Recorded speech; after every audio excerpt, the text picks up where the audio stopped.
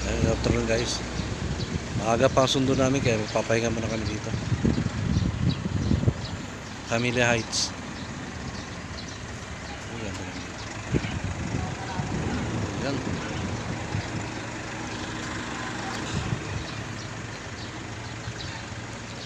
Tambay muna tayo rito. 3 o'clock kasi pasok nila. Siguro. Kunin ng mga 2 o'clock. Ayan. Guys, ang ganda lang naman ito. Mahangin kahit napakainit ng panahon. Mahangin.